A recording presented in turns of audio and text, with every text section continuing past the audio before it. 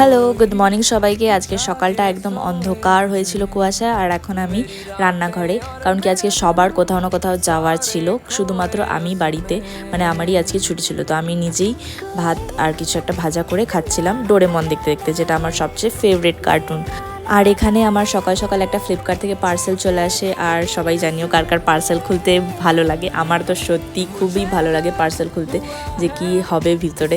তো আমি এখানে একটা অর্গানাইজার অর্ডার করেছিলাম, তো তোমরাও দেখো আমার সাথে কেমন এসেছে।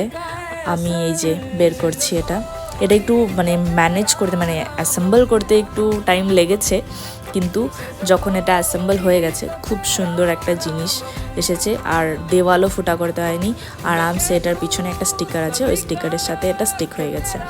তো দারুণ হয়েছে। এই যে এটা ফাইনাল রেজাল্ট। এভাবেই আমার বছরের প্রথম সানডের সকাল কাটলো।